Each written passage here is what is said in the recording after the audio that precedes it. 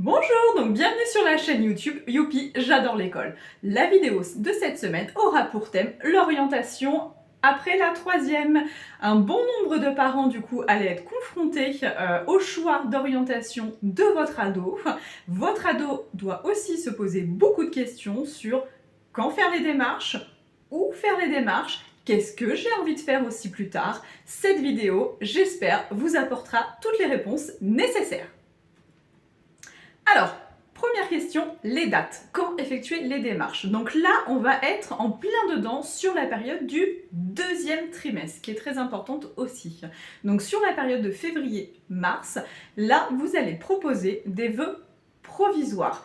Sur Internet, par le biais du site EduConnect, vous aurez donc toutes les informations de connexion par votre établissement, ou normalement, si c'est encore fait cette année, par le biais de fiches navette papier. Donc là, vous allez formuler pour le deuxième trimestre des vœux provisoires. Ensuite, le conseil de classe du deuxième trimestre va y répondre aussi avec une réponse provisoire. Ça, c'est la première étape. Ensuite, la seconde étape, lors du troisième trimestre, va être de formuler les vœux définitifs.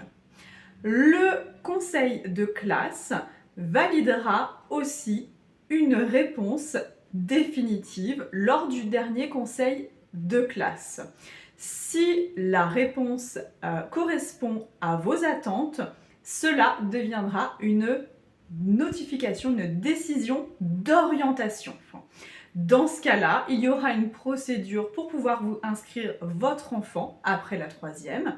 Et si jamais le résultat ne vous convient pas en tant que parent et pour votre ado sur la décision d'orientation, il y a une procédure de contestation qui sera possible. Je vous l'explique plus loin dans la vidéo. Donc nous avons vu effectivement les grandes dates, on va dire deuxième et troisième trimestre au niveau de l'orientation. Maintenant, je vous ai trouvé une petite pépite en fait, c'est un guide qui est établi par l'ONICEP, donc je vais vous le montrer. Et là, vous avez un petit peu toutes les questions en tant que parent que vous pouvez vous poser. Et vraiment, il est très bien fait.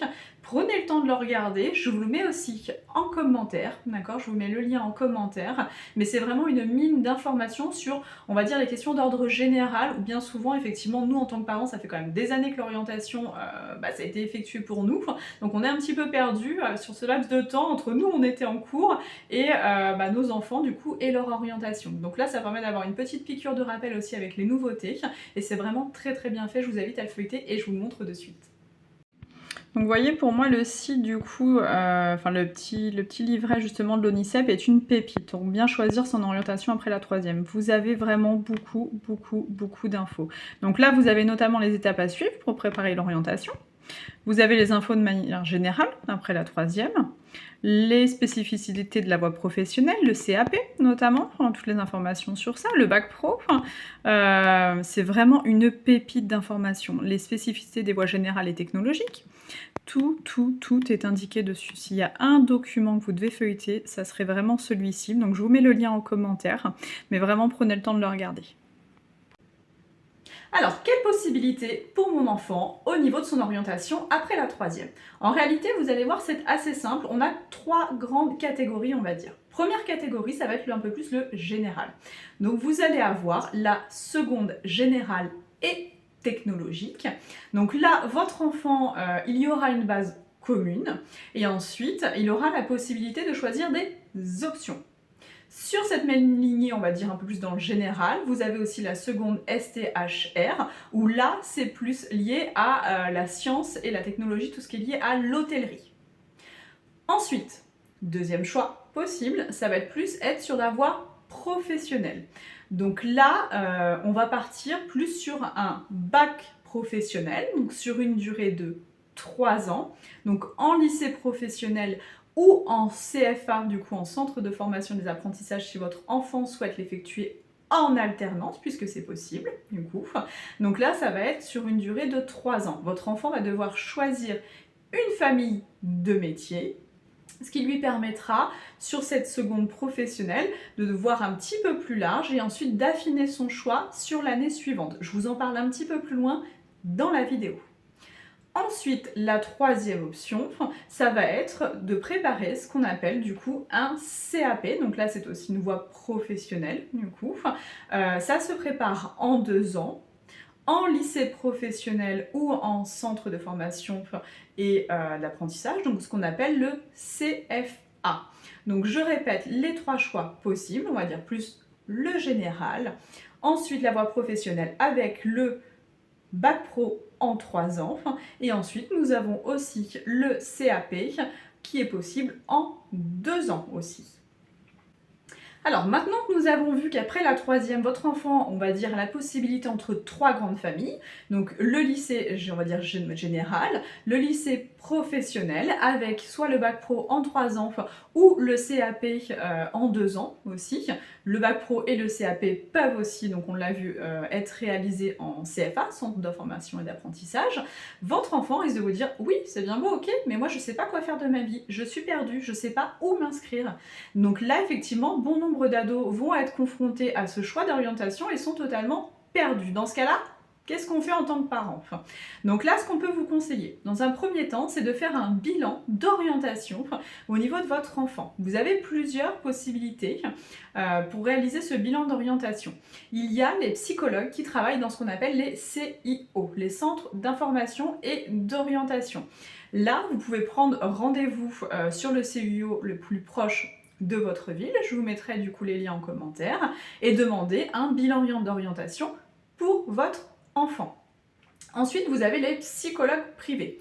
Certains psychologues privés peuvent réaliser également du coup un bilan d'orientation pour votre enfant. Ce qui peut vraiment l'aider, je trouve que l'intérêt d'un psychologue, c'est vraiment d'avoir cette approche psychologique liée à l'enfant, à ce qu'il a envie de faire plus tard.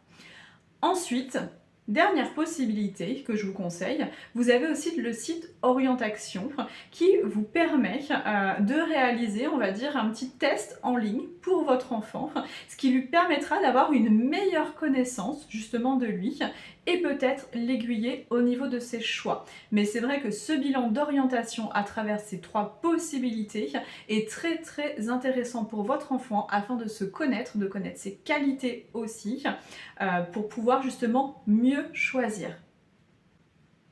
Donc on l'a vu, un certain nombre d'enfants, d'ados du coup, vont être un petit peu perdus au niveau de leur choix. Du coup, ne savent pas vers quoi s'orienter. Donc on l'a vu, le bilan d'orientation est une étape justement qui pour moi est intéressante et nécessaire pour certains enfants. Et malgré cela, du coup, votre enfant, effectivement, il a une meilleure connaissance de lui-même, du domaine qui lui serait, on va dire, un peu plus approprié. Malgré ça, il est quand même perdu. Qu'est-ce qu'on peut faire en tant que parent? On est bien souvent démunis. J'ai quelques solutions pour vous. J'ai notamment 3 sites internet qui sont des présentations de métiers en vidéo. Ça peut aider justement déjà bon nombre d'enfants qui ne connaissaient peut-être pas forcément tous les métiers disponibles. Donc là, c'est des vidéos qui sont quand même assez courtes. Donc ça permettra à votre enfant d'avoir une première approche, peut-être de découvrir aussi certains métiers. Du coup, donc je vous conseille vraiment de prendre le temps avec votre enfant de les regarder. C'est hyper intéressant, hyper enrichissant. Donc là, ça fait partie du premier site. On peut découvrir un petit peu les métiers. Donc là, c'est des vidéos qui sont plutôt ludiques. Donc vous voyez, c'est l'ONICEP qui a mis ça en place. Je vous mets justement les liens. Donc boulanger, boulangère, ça consiste en quoi? Donc on clique dessus, par exemple. On va sur la vidéo, hop, de présentation. Je ne vais pas forcément vous la mettre en entier.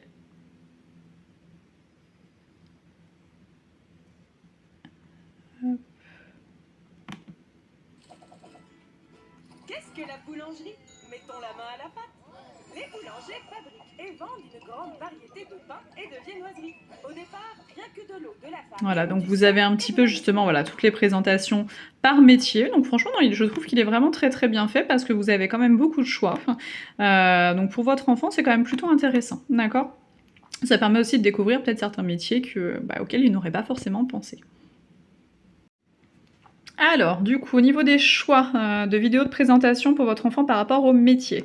Donc là, vous avez l'ONICEP, qui a mis justement un autre, quelque chose qui est bien aussi en place. Donc là, on clique dessus, donc on va secteur par exemple d'activité. Alors moi, je ne sais pas qu'est-ce qu'on va mettre, l'audiovisuel, du coup, par exemple, on va cliquer dessus. Donc vous avez vu, il y a plein de catégories, donc moi j'ai cliqué sur audiovisuel. Et là, donc vous avez la présentation, donc animateur 3D, documentaliste audiovisuel, les métiers du cinéma d'animation. Et là, vous cliquez donc dessus, par exemple les métiers du cinéma d'animation, et vous avez en fait toute une présentation. Donc franchement, c'est vraiment bien parce que ça permet de découvrir à votre enfant certains métiers auxquels il n'aurait pas pensé. Donc vous avez vu sur les secteurs d'activité, c'est varié. On a beaucoup de choses, agriculture, agroéquipement, architecture, artisanat d'art.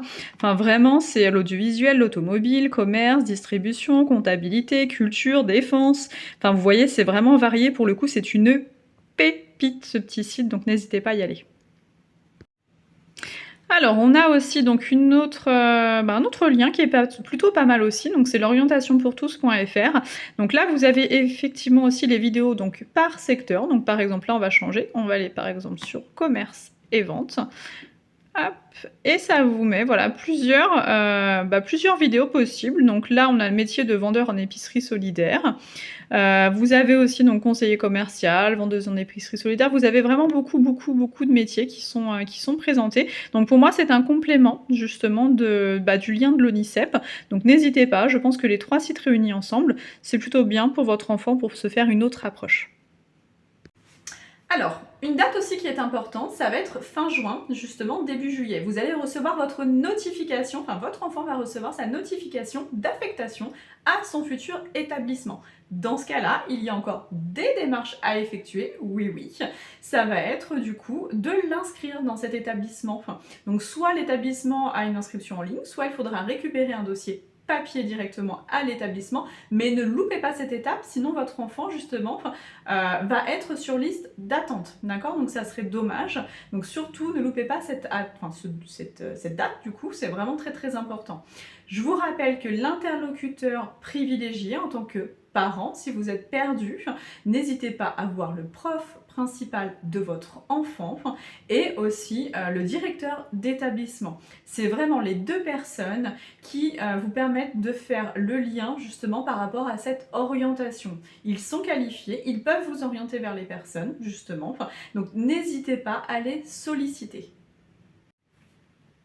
Alors, les journées portes ouvertes. Pourquoi aller aux journées portes ouvertes? Donc déjà, je vous mettrai les liens en commentaire des établissements qui réalisent les portes ouvertes à côté justement de chez vous. Mais c'est très intéressant déjà pour vous faire une approche globale justement. Et eux pourront répondre peut-être aussi à vos interrogations, aux interrogations de votre enfant sur son orientation. Vraiment, je vous conseille, c'est pas du temps qui est perdu.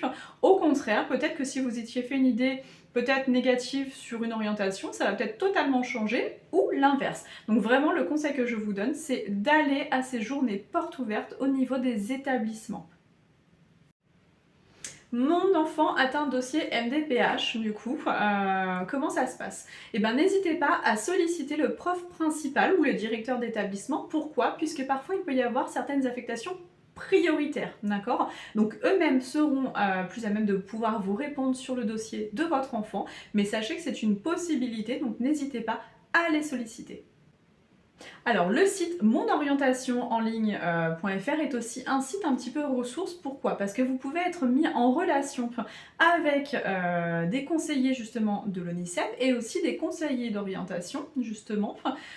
Donc c'est vraiment très intéressant. Si vous ne savez absolument pas dans quelle direction aller et si vous êtes perdu, vous pouvez les contacter par téléphone ou par chat aussi directement.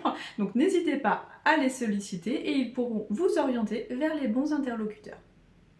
Alors, que faire si je conteste la décision d'orientation de mon enfant?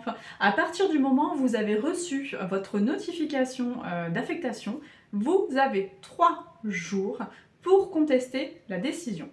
Qu'est-ce qui va se passer ensuite? À l'issue de cette contestation, vous allez être reçu dans les 8 jours par une commission d'appel. Cette commission d'appel va statuer sur le dossier de votre enfant et la décision sera définitive. Donc c'est-à-dire qu'effectivement, l'établissement peut avoir refusé une affectation, cette commission peut dire bah non, effectivement, nous validons. Dans ce cas-là, cette décision vaudra sur la décision de l'établissement. Alors j'espère que cette vidéo vous a plu. N'hésitez pas à partager du coup cette vidéo parce que je pense que ça peut aider vraiment un grand nombre de parents et d'ados concernant ce choix d'orientation après la 3e. Et je vous dis à bientôt pour une prochaine vidéo.